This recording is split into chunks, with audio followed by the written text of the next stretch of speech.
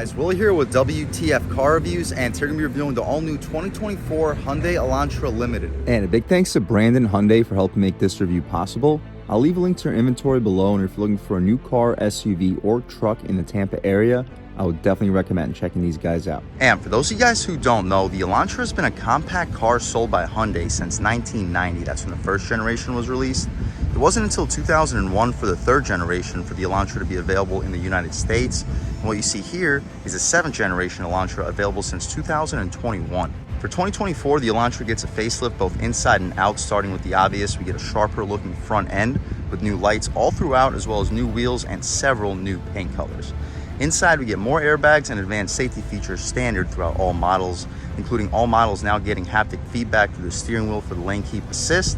And for 2024, the Elantra is available in 6 trims, starting with the base $21,000 SE all the way up to the top $30,000 limited hybrid.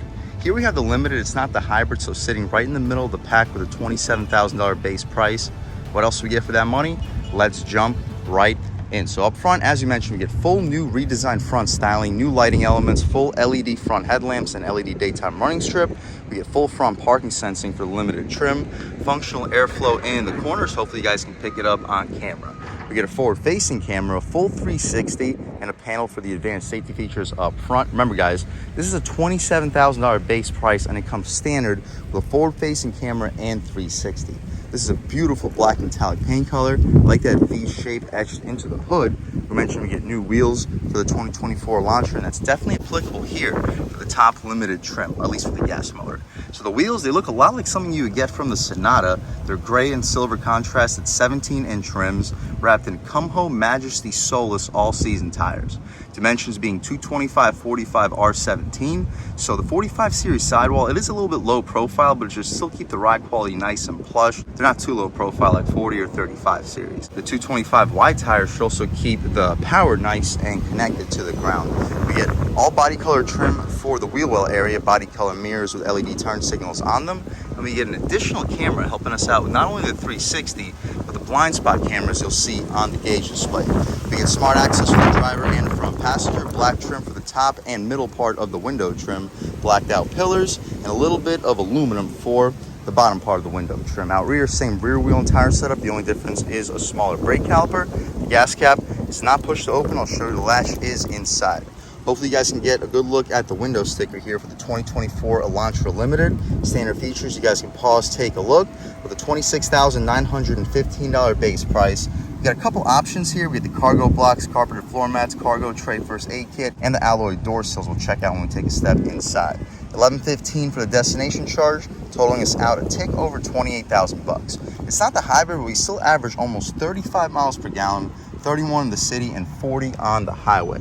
Continuing out rear, I like this unique design that Elantra gives you behind the rear window. Taillights are LED. Not much has changed here compared to the previous model year. The Elantra looks a little bit different compared to 2023, but outside of that, it definitely keeps the same overall design, although it is a little bit updated. We get full rear parking sensing. Shout out Brandon Hyundai and Brandon, Florida for helping make this review possible. Limited badge in the corner. I like how all the badging here, it's not shiny chrome. I also like how from the roof all the way down to the trunk lid, you have this sharp body line, making this vehicle look extremely premium for the segment that it's in. Down below, you get a good look at the exhaust tip. And speaking of the exhaust tip, let's fire up this 2-liter 4-cylinder and hear how she sounds.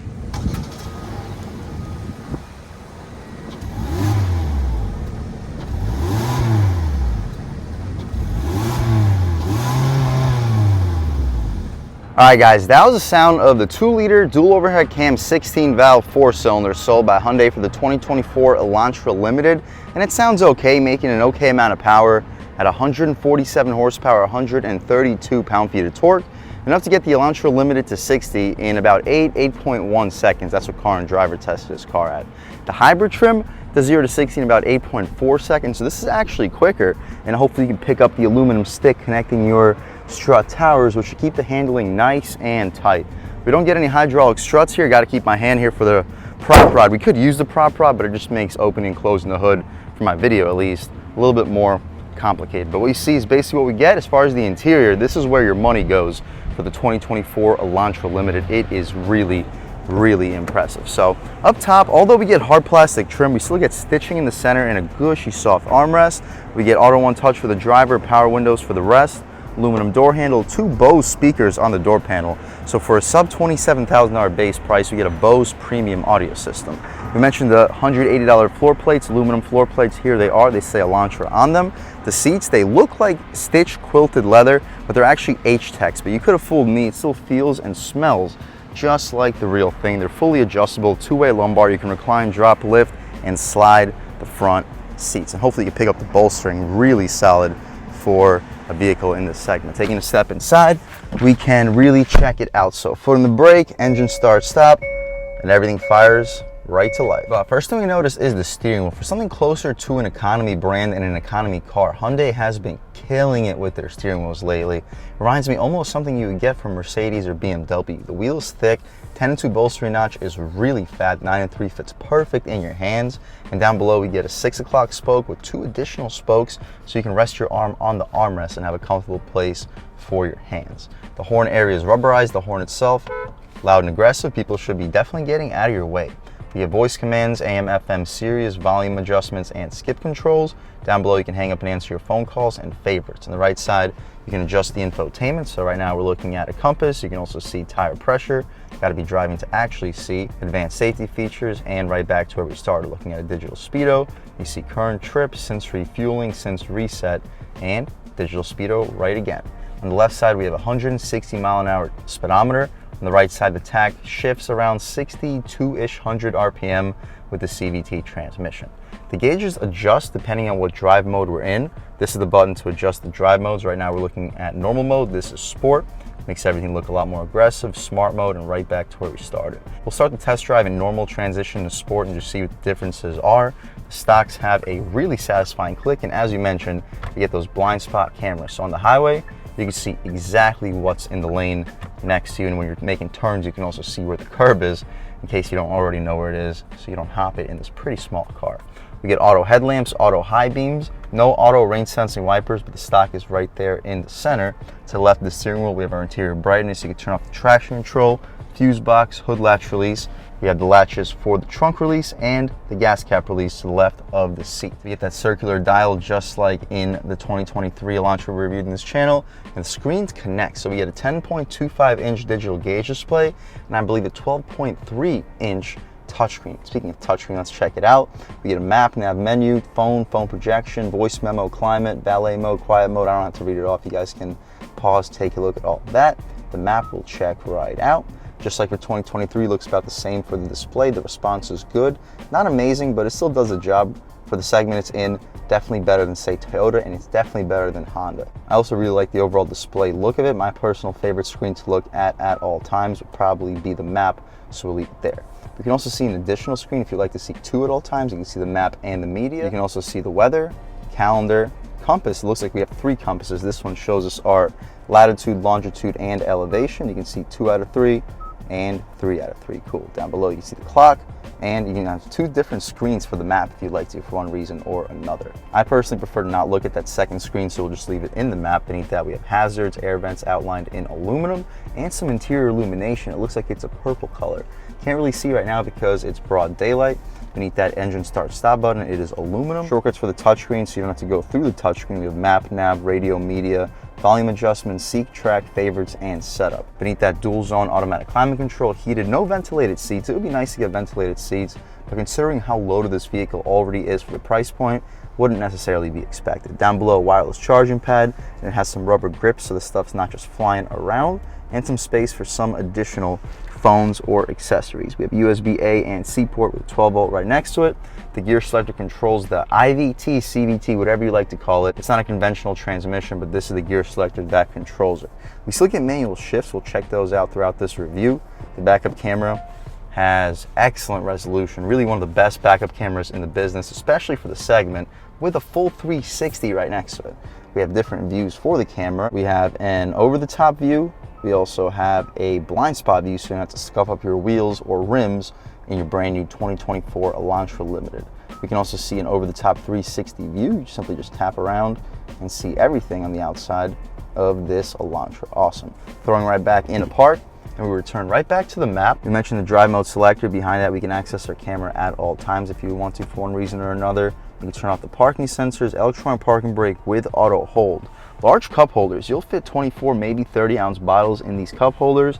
The armrest is gushy soft. It's not leather wrapped. I kind of wish it was, but it's still very soft injection molded plastic. Taking a look inside, you'll probably fit a 6-pack of 12-ounce cans. You can shut this console right up. The glove box, pull this latch. It's not damped or lime felt, but it's decently spacious. You'll fit about 20 license plates. You'll fit a pair of shoes with no problem. We have a basically frameless auto-dimming rear view mirror. The interior lights are LED, and we get a sunroof with a pretty high-quality looking cloth headliner.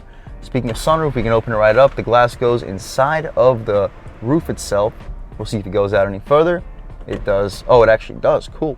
Poke our way out of here. It's a beautiful day today in Brandon, Florida. Sunny and 89 degrees according to this 2024 Elantra Limited. We can shut this glass right up. Leave the shade open so when we hop out back, you can see how much light is brought into the cabin of this 2024 Elantra Limited. That's about it though for the front seat. Let's hop out back to see how much space is offered back there. I almost got smacked by the door. It's a pretty windy day today in Tampa, but up top, we have hard plastic just like up front, but we still have some padding for the middle portion. No padding for the armrest. I kind of wish we did for the limited trim.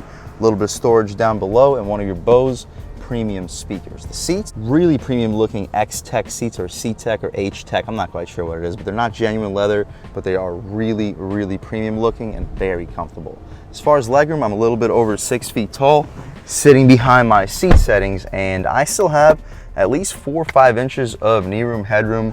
I have about an inch, maybe a little bit less. So if you're under 6'4", maybe 6'5", you should be able to sit behind your seat settings here with no problem. We get a cargo net behind the passenger seat, nothing behind the driver's seat. No air vents either. We do have something coming in below the seat itself, but nothing that blows directly into your face. We have 2 USB-C ports underneath this console. The center cubby gets a string. We can pull it out. Pretty soft H-Tech material with 2 cup holders. You'll fit 24-ounce bottles in there.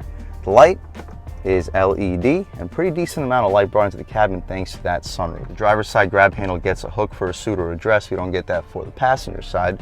Taking a step out towards the trunk, you can see how much space is offered back there, and then take this 2024 Hyundai Elantra Limited out for a drive. So you press the button and the trunk electrically shoots open. Check out the size of this opening, guys. With an opening this large, you can really use just about every inch of floor space that you have here in this Elantra. You get 2 latches to fold the rear seats down, 60-40 split. And you fold the rear seats down, I'd expect you to fit up to a 60-inch TV back here, because with these wheel wells also tucked in a little bit extra compared to what you get from a Civic or a Corolla, you can just have a lot more usable amount of space. The wheel wells are also pretty far forward, so you can probably lay down 2 golf bags horizontally. Secret storage in the wheel well area or spare tire area. You have a little bit of secret space around your spare, and it's also nice to get a spare for this segment. That's about it though, guys. We can shut this trunk right up, walk around this 2024 Hyundai Elantra Limited one more time. It is a really beautiful vehicle. It was already one of the best lookers in the segment, and with this updated front end styling, this might be the best compact sedan in the economy segment available today. As far as performance, let's take it out for a drive and see what it's got. All right, guys, now we're just about seeing everything we need to see with the inside and outside of the all-new 2024 Hyundai Elantra Limited. Let's take it out for a drive and see what it's got. So my first impressions, the steering feels really on center. We mentioned in the new Civic review, we reviewed the 2024 Civic last week, and I really like the steering. The steering feels so much better than the Civics in the past, but the steering itself, like the steering wheel, does not feel anywhere close to what it feels like in the Elantra. The on-center feels comparable. Both cars have about the same feel on center, but I just enjoy the overall feel, shape, texture, everything else about this actual steering wheel. The ride quality, let's go over this massive speed bump. This is a big one. Boom. Yeah, like you hear a little bit, but you don't feel it as much as you would in some of the competition. It's comparable to a Civic in terms of ride quality, but when it comes to isolation from the road, it's not quite as gushy and quiet as a new Civic. It is equal or better than a Corolla though. So if you're comparing a Corolla, Civic, and a Elantra, this is by far the most affordable, but with the limited trim, you have by far the most options while really not compromising a whole lot when it comes to isolation and luxury. Right here we have more bumps coming up. Yeah, you do hear them a little bit more than a Civic, but you feel them no more, maybe even less. The handling capability, body roll is super limited, coming out about half throttle. Not a whole lot of power. You don't buy vehicles like this if you're looking to go 0 to 60 in a quick time. The Elantra is available as an N-Line, and the N-Line only costs about $400 or $500 more than the Limited. So if you are somebody that looks for performance in their vehicles, the N-Line is the one for you right here, all the way, full throttle. There we go. Not a whole lot. I mean, it does pick up speed eventually. The ride quality is great though, and the handling is also really good. Make sure there's no cars coming. Throwing it in. Handling is great, coming out. Woo! Doesn't blow you away, but for a daily driver commuter car, it's quick enough. At low speeds, about half throttle, it feels okay. 0 to 60 in about 8 seconds. It's comparable with the rest of the segment. It's a little bit quicker than, say, a Nissan Sentra. It's a little bit quicker than a Civic. The new Civic with a 2.0, the 0 to 60 in about 8.8 seconds. This is almost a full second quicker than that. Put it into sport mode, the throttle gets a little bit more sensitive. The steering gets a little bit heavier, but the response to the steering is so ridiculously good. Throwing it in through the roundabout, yeah, the steering feels better. Handling, really good handling. We're staying flat. Big bumps coming up. Boom, stays composed through the bumps. And we can throw it in a little bit quicker than we should. Giant bumps coming up. Bang, boom, ooh. Guys, this thing has really good ride quality. I hope you don't get a little bit discouraged because of the noise brought into the cabin. No, it's not the quietest vehicle when it comes to hitting the bumps. The wind noise is super quiet. We'll take it out on the highway in a minute, and you can see what it's like at higher speeds. But at lower speeds, guys, it is quiet in here when it comes to wind noise. It's quiet when it comes to road noise, too. It's just over the bumps, you do hear them a little bit more than I would like. All right, guys, one more time. Throwing it in way quicker than we should. The handling is great. On the gas. It feels really, really sporty. It's not, but it feels like it is. And I really like these blind spot cameras, too, for when you're making turns. It's nice for curbs. It's even nicer on multiple lane highways if somebody's camped in your blind spot. We do get blind spot monitoring on the glass, of course, for the Limited, but this is also just a nice extra safety measure. Taking a step out onto this multiple lane highway, we can open her up a little bit more on the gas. Ooh, this is full throttle. We're shifting around 6,500, shifting, it's CVT. But it does get up and go. You wait, you give it a few seconds, you look down, and you're going at about highway speeds, maybe a little bit over. And at highway speeds, the steering still feels really, really on center. You hear a tiny bit more wind noise, but to be expected. We just have single pane windows. With this Bose premium sound system, trust me, there's absolutely no type of noise that you will find unbearable, because you can simply just turn up the volume a little bit and everything is drowned away. Overall, guys, if you're looking for a compact sedan, or any sedan that can fit 4 to 5 full-size adults comfortably, but you're looking for something that's fuel efficient, and you're looking for something loaded with features. You're tired of listening to bass sound systems that don't have any bass. This has the Bose premium sound system, heated seats, digital gauge display, large touchscreen, leather-wrapped steering wheel, all the advanced safety features you could possibly want or need. We get a 360-degree camera and blind spot cameras here. This is a high-tech vehicle with a sub $30,000, not even a sub $30,000 base price, sub $27,000 base price, $26,900 base price. This is unbeatable. If you're looking for a spacious vehicle, good on gas, you don't need it to be super performance oriented. If you are looking for something with a little bit more kick, do yourself the favor, pay an extra $500-600 and check out the N-Line. If you just need something efficient, 8 seconds is quick enough to 60 for you. I'm telling you guys, this might be the best vehicle on the road for you, and I would definitely recommend checking it out. And a big thanks to Jonathan at Brandon Hyundai in Tampa, Florida for helping make this review possible. I'll leave a link to her inventory below, and if you're looking for a new car, SUV, or truck in the Tampa area, I would definitely recommend checking these guys out. And as for Jonathan, and huge thanks to all of you for watching. I had a great time making this video. If you're new to the channel, please subscribe. If you've already subscribed, thank you so much. You guys know the channel is just not possible without you, and I really appreciate the constant support. But again, if you haven't subscribed yet, please subscribe. Leave a like too, it really helps me out with the YouTube algorithm. That's how these videos get promoted to new people. Leave a comment, let me know what you like, let me know what you don't like. Leave a comment, let me know if there's any specific cars, SUVs, or trucks you want to see reviewed on this channel, and I'll definitely try getting those videos for you ASAP. But other than that, again, thank you guys so much for watching, and I hope all of you have a great day.